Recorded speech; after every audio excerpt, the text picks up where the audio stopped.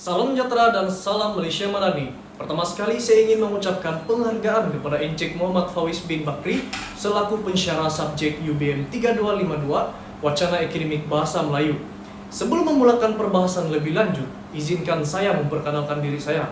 Nama diberi Finley bin Jamli dengan nomor metrik D2022 1102120. Sebagai permulaan, izinkan saya berkongsi serangkap pantun. Berdiri megah Tugu Negara, tiada tandingan teguh di persada. Salam diberi pula bicara, hajatku ingin berkongsi minda. Oleh itu, berdirinya saya di sini adalah dengan tujuan ingin berkongsi mengenai artikel yang sudah dikaji yang bertajuk Pencemaran Udara dan Air sebagai satu isu kesehatan persekitaran di Indonesia dan Malaysia.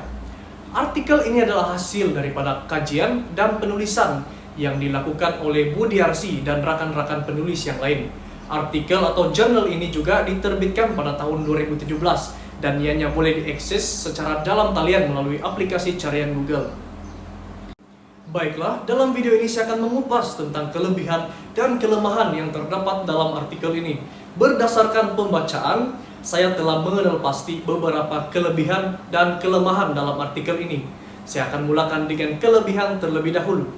Antara kelebihan yang dikenal pasti adalah yang pertama, artikel mempunyai sumber rujukan ilmiah yang boleh dipercayai.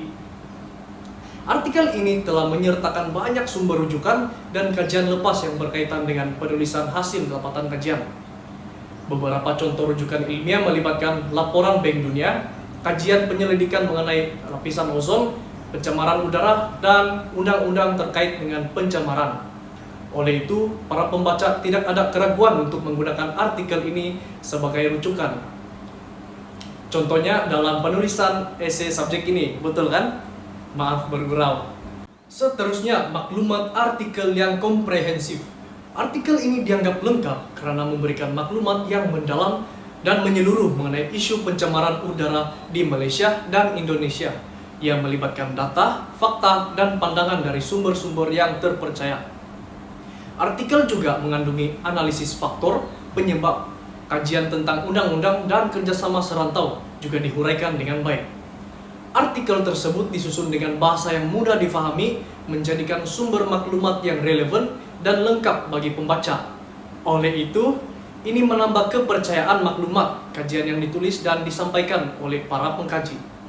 Kelebihan yang terakhir adalah penggunaan gaya bahasa yang menarik. Artikel di atas menyerlakan kepentingan menggunakan gaya bahasa yang menarik dalam menulis artikel tentang pencemaran udara. Penggunaan bahasa kreatif dapat menarik perhatian pembaca, memudahkan pemahaman konsep yang kompleks, mengukuhkan isu yang disampaikan. Dengan gabungan gaya bahasa yang menarik dan data yang kukuh, artikel boleh mencipta naratif yang berkesan untuk menyampaikan isu alam sekitar kepada pembaca. Di sebalik kelebihan, terdapat beberapa kelemahan yang dikenal pasti dalam artikel. Antara kelemahan tersebut adalah gaya penulisan yang tidak konsisten. Gaya penulisan artikel yang tidak konsisten termasuk variasi dalam huruf besar, tanda baca, boleh menghalang keterbacaan. Ia tidak mempunyai struktur yang jelas, maklumat yang berlebihan, dan pemilihan perkataan yang tidak konsisten. Untuk meningkatkan fokus dalam pembacaan adalah disyorkan untuk mematuhi prinsip struktur artikel, memberi perhatian kepada pemilihan perkataan, dan menjalankan penyuntingan secara menyeluruh. Selain itu, struktur perenggan artikel yang panjang. Perenggan yang panjang dapat menyulitkan pembaca dalam memahami dan menjelajah isi artikel.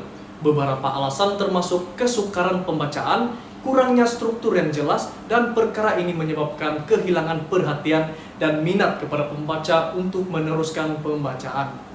Baiklah, yang akhir sekali ialah jurnal tidak menyertakan cadangan bagi mengatasi masalah bagi permasalahan di dalam artikel.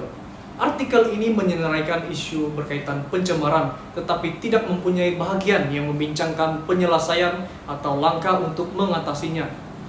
Pembaca mengharapkan artikel yang bukan sahaja menyelesaikan masalah, tetapi juga menawarkan pandangan untuk mengatasinya. Oleh itu, disarankan penulis harus memberikan maklumat yang mendalam tentang langkah-langkah untuk mengurangkan atau mencegah pencemaran, karena pembaca mengharapkan penyelesaian yang komprehensif dan terperinci. Baiklah, secara keseluruhannya artikel ini banyak kelebihannya berbanding kelemahan. Harapan saya agar kajian dan artikel ini dapat memberikan wawasan yang berguna bagi para pembaca dan penulis. Sekian pembatangan saya, terima kasih.